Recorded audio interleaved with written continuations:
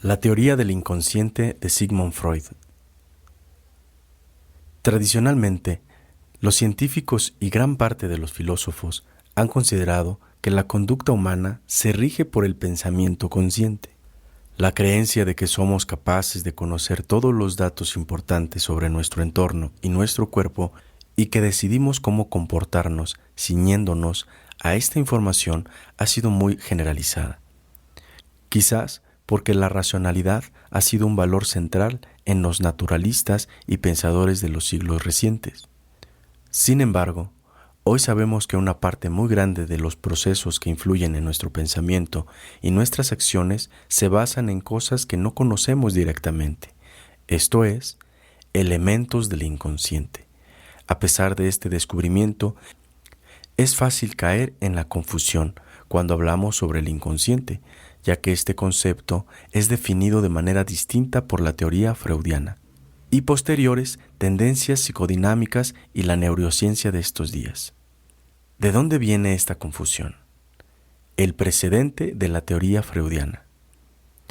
Aunque Sigmund Freud no usó el método científico para investigar los procesos por los que se rige el pensamiento, puede decirse que reparó en la existencia de un tipo de inconsciente, mucho antes de que los científicos llegaran a vislumbrarlo. El inconsciente del que habla Freud en sus escritos no es el mismo que se estudia hoy en las neurociencias, entre otras cosas, porque ni él ni el resto de investigadores de los procesos mentales conocían aún el funcionamiento orgánico por el que se rigen los procesos mentales superiores a nivel inconsciente, más allá de haber descrito ciertos principios generales.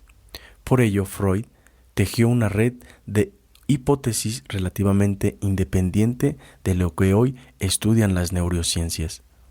Es importante tener clara esta idea, ya que a menudo se entiende que, como Freud intentaba basarse en principios de la física y la fisiología para proponer sus explicaciones acerca de la mente, estas explicaciones se fundamentan en una observación exhaustiva del fundamento del cuerpo a nivel biológico.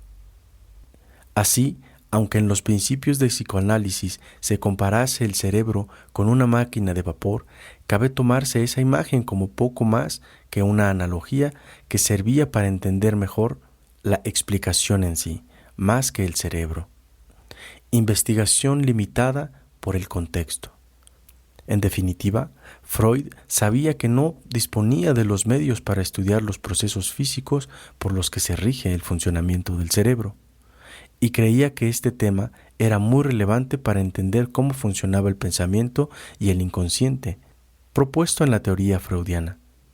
Los investigadores de la mente tenían muy pocos recursos para estudiar el funcionamiento del cerebro, y eso tenía implicaciones claras a la hora de entender cómo funciona lo que por aquel entonces se llamaba la mente. Esto se puede intuir en Más allá del principio de placer, escrito en 1920, en el que Sigmund Freud decía: la ciencia biológica es realmente un dominio de infinitas posibilidades. Debemos esperar de ella los más sorprendentes esclarecimientos y no podemos adivinar qué respuesta dará, dentro de algunos decenios, a los problemas por nosotros planteados. Quizás sean dichas respuestas tales que echen por tierra nuestro artificial edificio de hipótesis, la brecha entre el psicoanálisis y la neurociencia.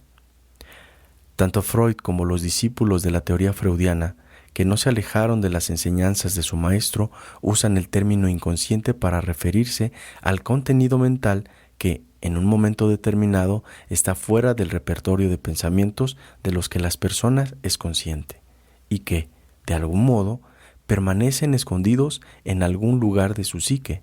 Sin embargo, en parte de su enfoque y en parte por lo poco que se sabía sobre el sistema nervioso en aquella época, sus explicaciones sobre el inconsciente están divorciadas de principios fundamentales sobre la mecánica del cerebro y la activación neuronal asociada a la consecuencia que estudian las neurociencias.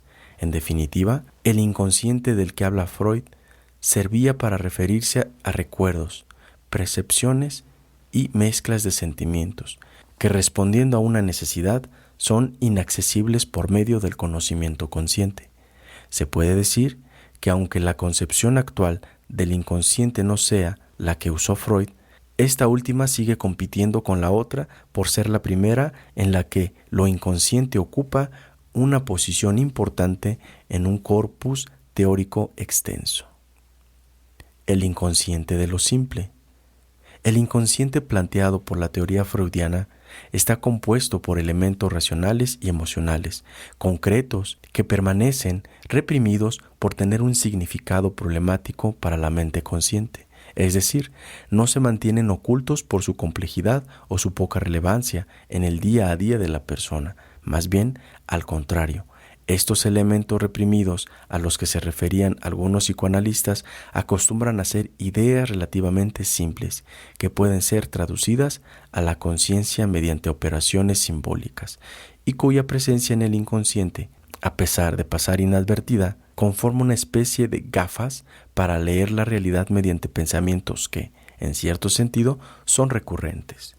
La teoría freudiana sostiene que los contenidos del inconsciente han de ser lo suficientemente simples en sí mismos como para poder ser interpretados por multitud de estímulos propios del día a día, aunque la manera en que la conciencia bloquea estos pensamientos sí es compleja, ya que se sirve de combinaciones originales entre símbolos para dar expresión a lo reprimido. Los sueños, por ejemplo, son para Freud un vehículo de expresión de pensamientos reprimidos, vehiculados mediante simbolismos, un toque de misterio. Por supuesto, esta definición de inconsciente es problemática y confusa, ya que el lenguaje en sí mismo puede considerarse una manera de filtrar el inconsciente mediante símbolos, palabras, lo cual significa que los pensamientos inconscientes, por su propia naturaleza, nunca llegan a salir a la luz del todo, y por lo tanto no los podemos conocer por completo, ya que están en constante transformación en sus viajes a la conciencia. Esta especie de oscurantismo es esperable debido a la complejidad del objetivo del estudio del psicoanálisis, los temas tratados por la teoría freudiana y su metodología de investigación. El inconsciente tiene siempre una vertiente que no puede ser accesible mediante la simple palabra.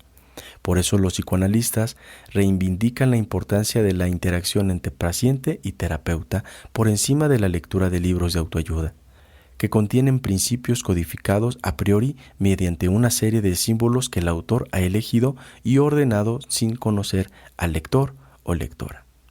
El nuevo inconsciente. A pesar de que Freud pueda ser considerado el descubridor del inconsciente, lo es tanto que introdujo una manera de pensar en el ser humano como un animal que no conoce todos los procesos que guían su acción, pero no por haber dado con el inconsciente mediante una investigación sistemática y pormenorizada del mismo. La teoría freudiana es hija de su época y está constreñida por las limitaciones técnicas. Tanto Freud como algunos de los psicólogos de su época especularon sobre la existencia de aspectos inconscientes del pensamiento y el comportamiento humano. Pero su metodología del estudio solo les proporcionó un conocimiento indirecto de estos. Afortunadamente, a pesar de las limitaciones con las que se fraguó en su momento la teoría freudiana, en nuestros días las neurociencias y los desarrollos tecnológicos que las acompañan permiten un estudio mucho más completo sobre este tema. La teoría freudiana introdujo por primera vez una concepción más o menos detallada del inconsciente como un elemento determinante en la conducta humana, mientras que la comunidad científica de la segunda mitad del siglo XX, curiosamente, seguía creyendo en la primicia de los procesos conscientes de pensamiento sobre el resto del cuerpo humano. Hoy en día, sin embargo, las tornas han cambiado en el mundo de la neurociencia y la gran mayoría de las investigaciones descartan el pensamiento consciente como el principal motor de nuestra conducta. La investigación del inconsciente por parte de los neurocientíficos es algo que ha aparecido recientemente, pero que le ha dado sus frutos de forma muy rápida, distinguiendo términos en base de nuevos descubrimientos. El inconsciente al que se refieren en la actualidad los neurocientíficos y los psicólogos dista mucho de ser el concepto del mismo que presentó la teoría freudiana. Para distinguir entre estas dos ideas, la del inconsciente de los psicoanalistas y la del inconsciente de los científicos, a este último concepto se le ha dado el nombre de nuevo inconsciente. Mientras que el inconsciente de la teoría freudiana existe en tanto que reductó al limitar pensamientos difíciles de digerir por la conciencia, lo cual los bloquea manteniéndolos lejos de sí misma. El nuevo inconsciente no se fundamenta en fuerzas de motivación y pulsión, ni en formas de represión o bloqueo del pensamiento, según su contenido. La relación entre los procesos conscientes e inconscientes de los que hablan ahora los científicos no se fundamentan en mecanismos de defensa, sino en la arquitectura del cerebro, que simplemente no está hecho para que todo lo que ocurra en él tenga una transcripción a la conciencia humana. El nuevo consciente es inconsciente de verdad. No puede ser conocido indirectamente mediante el análisis de sus manifestaciones. Los aspectos inconscientes del pensamiento existen como parte de un ciclo, el ciclo percepción-acción, del que no nos interesa saberlo todo. No nos interesa memorizar al instante todos y cada uno de los aspectos de la persona que acabamos de conocer, y por ello buscamos una o dos referencias de su identidad inconscientemente, por ejemplo, su peinado. Tampoco nos interesa dedicarnos a estudiar detenidamente todos los temas sobre los que tenemos que realizar una decisión, y por eso decidimos seguir inconscientemente los caminos de la heurística.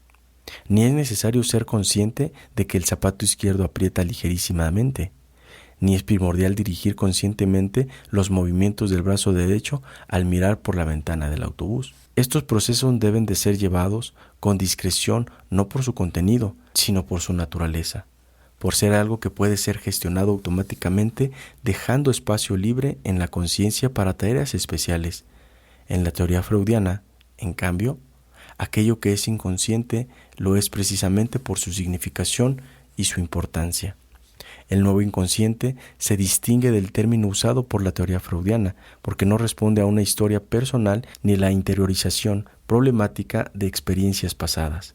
En todo caso, su razón de ser se encuentra en una estructura cerebral diseñada para que solo algunas tareas y funciones formen parte del consciente, mientras que el resto es delegado a un conjunto de operaciones automáticas, algunas de las cuales podemos llegar a controlar parcialmente, llegando al caso como la respiración. Nuevo inconsciente y teoría freudiana, unidos solo por apariencias. La vertiente inconsciente de los pensamientos más abstractos, como la asociación automática que se puede dar entre la percepción de un perro por la calle y los recuerdos de las últimas vacaciones en Barcelona, responden a la misma mecánica por la que los procesos encargados de hacernos parpadear acostumbran a ser inconscientes durante la mayor parte del tiempo. Esta es la lógica por la que se rige el nuevo inconsciente, el puro pragmatismo biológico. Mientras que lo inconsciente de la teoría freudiana se basa en mecanismos motivacionales, el nuevo inconsciente no es una cárcel de emociones y pensamientos inapropiados, sino un lugar en el que se encuentra toda serie de operaciones de las que tampoco tenemos especial interés en controlar y cuyo automatismo nos facilita la vida.